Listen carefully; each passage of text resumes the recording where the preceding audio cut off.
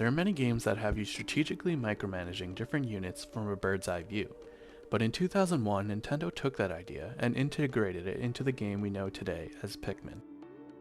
Rather than being some sort of god that can create structures out of thin air or create a whole theme park for your NPCs to enjoy, you're brought down to a more focused view of your tiny captain and his even tinier companions. Pikmin has you managing different squads of minions to take out enemies, solve puzzles, and collect treasure. The game is pretty underrated, and the first Pikmin remains my favorite of the three. The only real downside to the game was the AI used for the Pikmin back then. Even though having that many NPCs on screen at once was revolutionary at the time by Nintendo's standards, it doesn't quite feel intuitive enough by today's standards. The creatures would often get stuck on walls, and having to slowly cycle through your Pikmin types to get to the one you eagerly need to defeat an enemy was too frustrating too often, at least in the first two games. To my knowledge, not many other game developers ran with this idea of a more focused view of your main character in a real-time strategy type genre of game.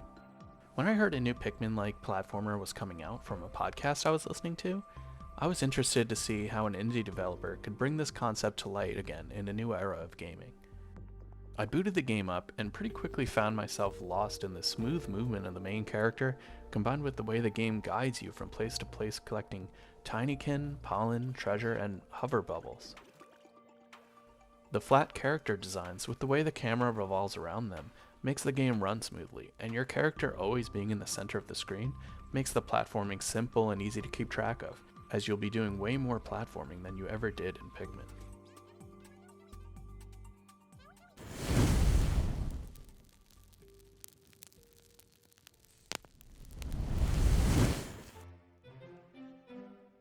Tinykin goes for more of a traditional 3D platformer collectathon, like those found on the N64 and GameCube, but benefits greatly with the use of more modern graphics and AI to integrate the more Pikmin-like elements. Rather than battling enemies and bosses, the focus is more on exploration and communicating with NPCs to complete tasks and learn more about the lore in the large household setting. The best part of Tinykin is the way it sheds off all the frustrating mechanics of Pikmin, and recycles that idea in a way that truly complements the gameplay. Pikmin can only follow their leader directly, meaning anything that gets in between them and their leader while returning to him can make them stuck. In Tinykin, your tiny companions are always following you no matter where you go.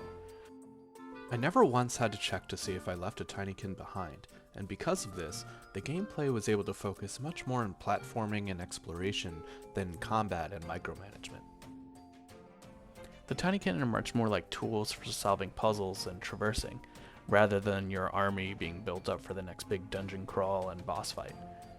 In fact, all you have to do is walk into a Tinykin egg to hatch a new Tinykin. Each Tinykin has one main function. Pinks are the only ones that can carry items due to their strength. Reds explode on impact, which are great for taking out barricades. Blue Tinykin can conduct electricity and be chained together to power appliances in the house. Greens are fun because they can be stacked together to make a ladder, allowing you to reach higher areas to knock down ropes and climb back up later.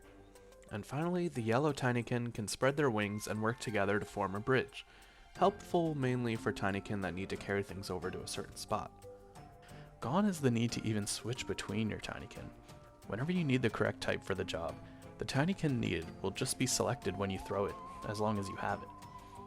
It's hard to explain just how much this frees up the player in the overall experience. The game gives me real Toy Story and Chibi Robo vibes with how you're a small hero in a standard everyday home setting. The story unfolds very organically as you continue on your adventure, discovering more and more about the past residents of the house and the different races and factions of insects now living there.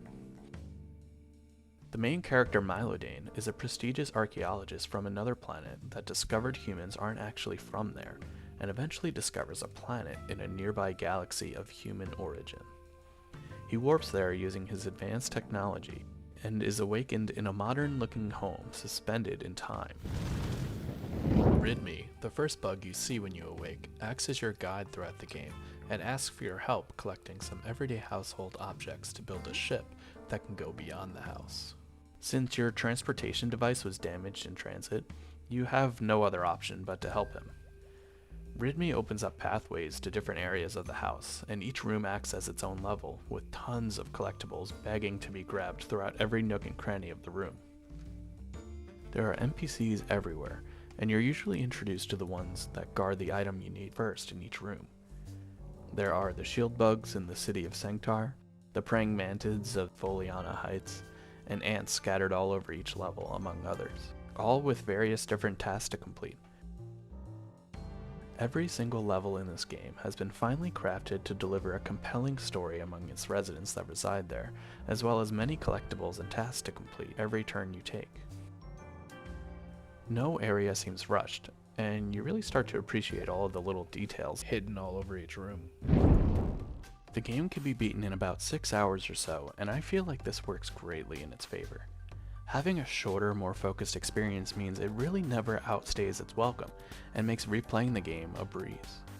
Only having to spend a few sessions to complete the game makes me feel truly accomplished and willing to come back again in the future for the same rush of dopamine. I recorded my second playthrough of the game for this video, and was very pleased to discover that the order of the levels unlocked was different than my first.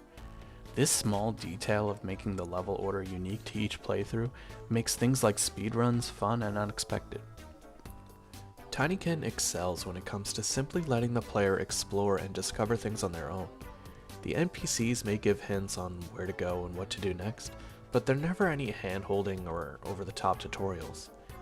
If you like games like Banjo-Kazooie, A Hat in Time, or any of the 3D Super Mario games, you'll very easily find yourself immersed in this platformer Collectathon. The controls are quick and responsive without feeling too overly complex. The Tinykin themselves give the game a unique and charming identity, with the fun cutscenes that play when you discover each type for the first time. Using them to traverse makes the game super unique and truly stand out as more than just another 3D platformer. Playing through this game is a breath of fresh air. It's simply fun from start to finish, and I feel is a more approachable introduction to the real-time strategy genre.